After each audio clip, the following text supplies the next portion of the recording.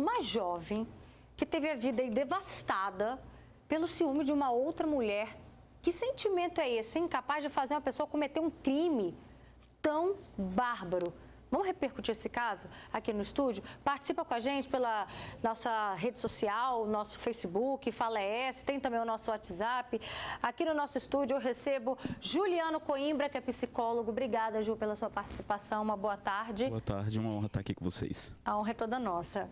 E também a Lenir Bonifácio. Obrigada, Lenir, pela sua presença. Boa tarde. Você que também já sofreu as consequências, né, de uma outra mulher também que já te perseguiu. O que você acha de um caso como esse, né? Eu acho que isso é um sentimento de posse. Que tem, eu creio que tem o ciúme saudável e tem o ciúme que tem o sentimento de posse. É meu e ninguém toca. Eu quero aquilo para mim. Então, assim, eu acho que ela não foi uma pessoa assim legal com a outra, porque eu já sofri isso. O que você já sofreu? Eu já sofri isso. Eu tinha, acho que uns 17 anos, eu era virgem, e uma mulher casada, ela colocou na cabeça que sei lá, que eu olhava para o marido dela, sendo que eu não olhava, eu tinha noivo.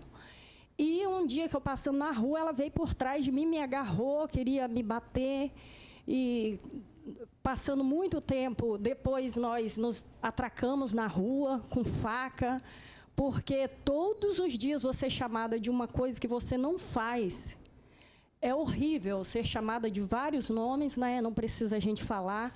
Então, isso é feio, tanto para a pessoa que está sendo, né, perseguida, quanto para a outra pessoa. Juliano, desse caso aí, né, qual é o sentimento, o que está por trás disso de uma pessoa que não aceita, né, lidar com essa questão da rejeição, né, um ponto final no relacionamento, não basta, ela quer destruir a pessoa atual, né, foi exatamente esse o objetivo dela. Roberta, às vezes a gente só olha para essa pessoa como demonizada, né? A gente não para perceber a vida pregressa dessa pessoa, né? O adoecimento que essa pessoa está ao nível de poder fazer a maldade contra terceiros, né? Então, assim, é claro que cada caso é um caso, mas a gente vê um processo patológico, né? Uma dependência emocional muito forte, mas julgar ao ponto de demonizar essa história, né? É claro que a gente não está dizendo que as pessoas devem fazer, né, errado, as pessoas precisam procurar ajuda, né, psiquiátrica, ajuda psicológica, porque essa pessoa também está em sofrimento, né? Precisamos analisar, porque ninguém sabe como que se constrói dentro da cabeça dessa pessoa ao ponto dela machucar outra. Por que é tão difícil lidar com esse sentimento de rejeição? A rejeição, ninguém gosta, né, de ser rejeitado, ninguém gosta de ser trocado, essa é a realidade, né? Ninguém deseja, né, ver a pessoa que você ama com outra pessoa, só que o fato é a fragilidade que essa pessoa está vivendo ao ponto de não olhar para ela, não se enxergar, de aniquilar, porque assim, ela vai ter que pagar por isso, provavelmente essa pessoa ela vai ter que pagar por muitos anos também na cadeia, né? Então assim, ela esquece até de olhar para ela mesma, porque ela só tem o outro, ela coloca o outro num patamar tão alto que ela se perde dela mesma. Olha a loucura de tudo isso. E olha só, em outubro do ano passado, um adolescente de 15 anos foi esfaqueado pelo ex da menina que ele estava paquerando, conhecendo melhor, não eram nem namorados, viu? A gente vai conversar agora com a Alessandra, a mãe desse adolescente. Ela vai contar primeiro de tudo, né? Como é que está seu filho 7 meses depois, Alessandra? Boa tarde. Boa tarde. Como é que tá a saúde dele? Hoje o Pedro tá bem, graças a Deus, né? Tá levando a vida normal, né? Tá trabalhando, tá bem, tá indo. Mas na época foi um grande susto que vocês passaram, né? Sim, foi um grande susto, sim, né? Porque eu jamais esperaria isso, né? Mãe nenhuma espera isso, né? De um adolescente. Um adolescente de 15 anos, né? Ele já tinha 15, né? Sendo que ele, na verdade, ainda estava conhecendo a menina, ainda não era nem um namoro oficial. E tudo isso que aconteceu, né? Ele levou 4 facadas por conta dos ciúmes do ex dessa jovem? Sim, é isso mesmo. Isso mesmo. Entendeu? Foi tudo muito rápido. Como é que foi para você na época? Como que esse caso chegou até a senhora? Qual foi sua reação como mãe? Ai, foi muito assustador. Fiquei fora do chão, né? Porque, assim, eu estava dormindo quando eu recebi essa notícia, né? Então, assim, eu fiquei sem chão, né? Ao ver meu filho daquele jeito e pelo jeito que eu soube também, né? No susto que eu tomei, estava dormindo, o policial segurou minha casa, aí eu tive que ir ao hospital. E se encontrar daquele jeito lá foi um assustador. E hoje seu filho ficou com alguma sequela, dona Alessandra?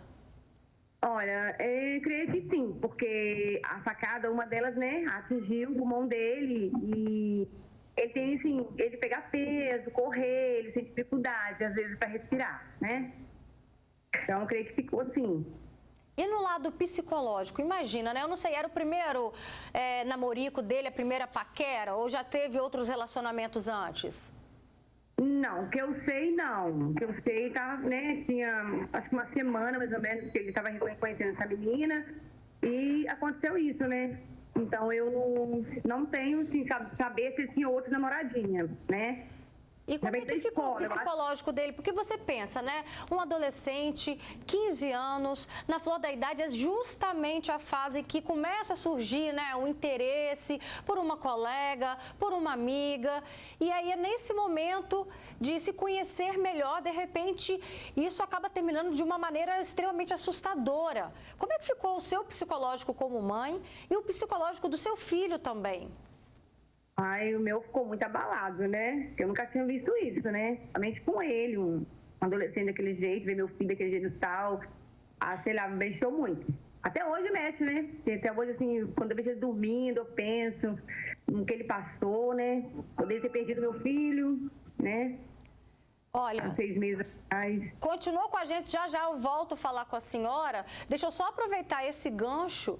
Imagina, seu filho, igual essa jovem que a gente mostrou aí, essa estudante de direito, 23 anos, na flor da idade, a vida inteira pela frente, e aí ela tem a vida,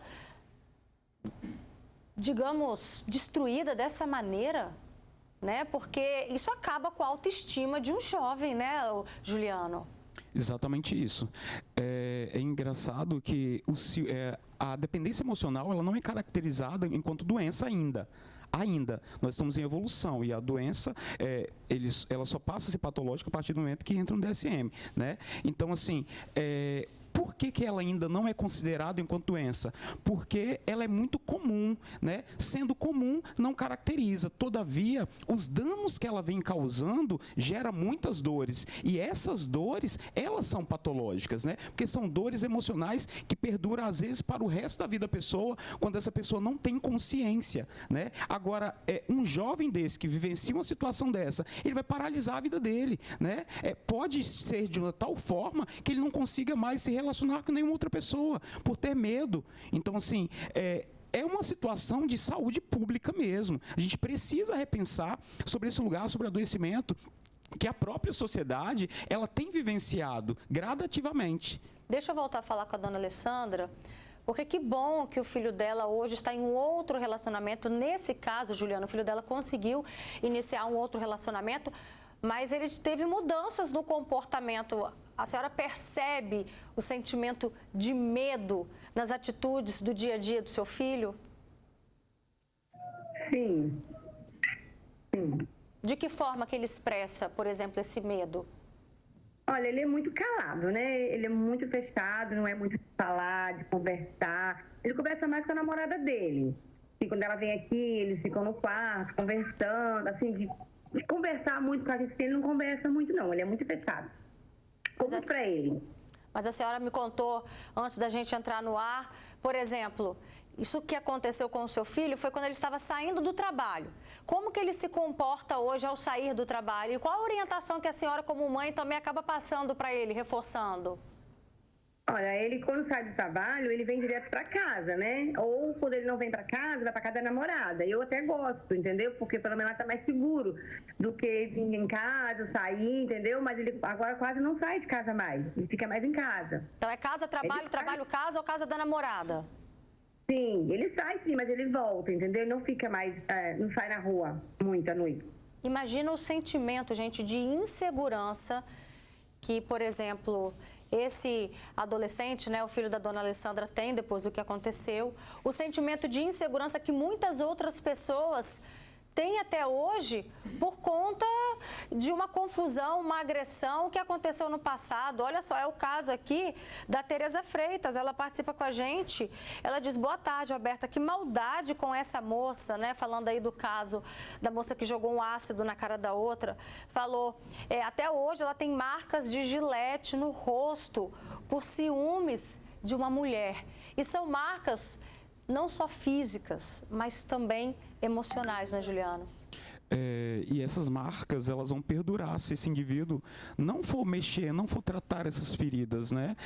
Não ressignificar, dar uma nova significância para toda essa situação, porque é doloroso. É doloroso você ser vítima de uma situação onde você não tem culpa, porque o sentimento ele vem, as pessoas elas transitam, e o indivíduo que o agressor nessa situação, às vezes essas marcas que a gente falou lá no início, são marcas às vezes de infância, são marcas às vezes de uma estruturação familiar, de uma falta de amor de paterna, materna, né? E está enraizada, e enquanto esse indivíduo não toma consciência, Roberta, isso vai perdurar na mente dessa pessoa. O primeiro passo é tomar consciência. Depois que esse indivíduo toma consciência, esse indivíduo ele precisa automaticamente tirar a fantasia, porque por mais que as pessoas imaginam, essa pessoa é linda, essa pessoa é maravilhosa, essa pessoa é boa, mas nem todo mundo é perfeito, né? E olhar para a fragilidade dessa pessoa também ajuda a diminuir essa fantasia. E esse indivíduo, né, essa pessoa agredida, essa pessoa que sofre com esses ciúmes, essa pessoa ressignificar dentro dela a própria autoestima, ser generosa com ela. Isso é extremamente importante.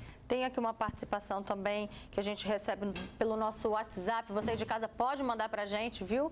A sua participação, seja pelo nosso WhatsApp ou então pelo nosso Facebook. Olha aqui, ó, o número aparecendo aqui embaixo na tela, tá bom?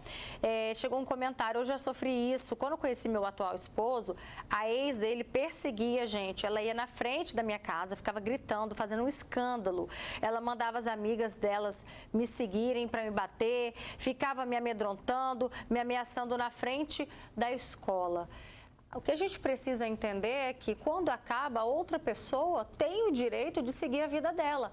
Agora, nem sempre a gente assume que a gente está vivendo aquele relacionamento doentio, que você já está passando dos limites, dos ciúmes. Eu prestei atenção numa frase sua logo no início, Lenir, que você disse: tem dois tipos de ciúmes, né?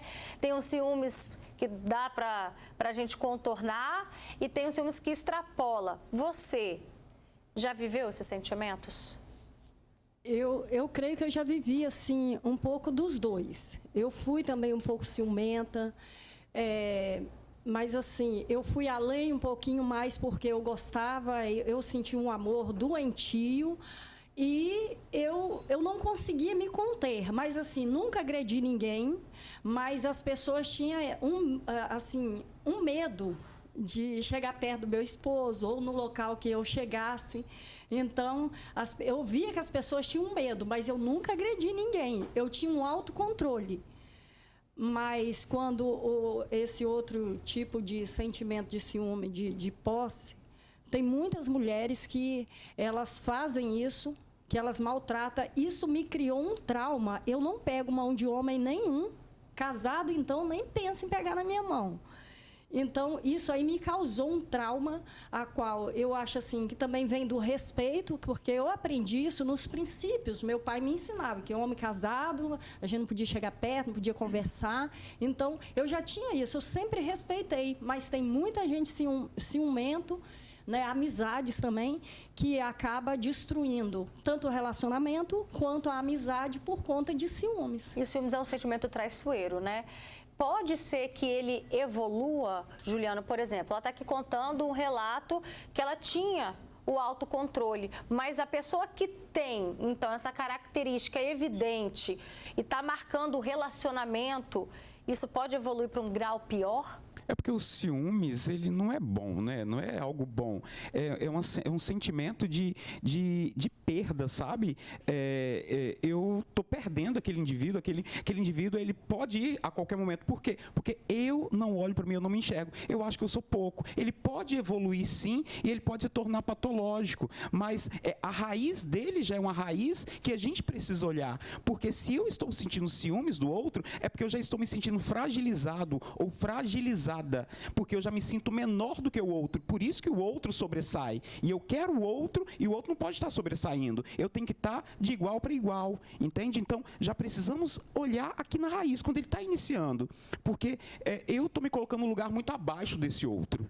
Né? Então, assim, precisamos repensar esses ciúmes. Comecei a sentir ciúmes, começa a observar as raízes disso. Eu estou colocando o outro num patamar muito maior do que ele deve estar. A gente tem que estar com hombridade, lado a lado. Perfeito, Juliano. Obrigada, viu, pelas suas informações aqui com a gente. Obrigada também, Leni, pela sua participação e a sua sinceridade, né? Hoje você consegue olhar para trás e se reconhecer como uma pessoa que tinha esse sentimento, mas que também foi importante ter o autocontrole, né? Sim, e hoje eu me sinto até mais importante. Oh, que bom, que bom. Obrigada também, Alessandra, a mãe desse adolescente lá de Guarapari, que a gente trouxe esse caso. Obrigada pela sua participação, fazendo com a gente esse alerta, viu? Um beijo, dá um beijo na família.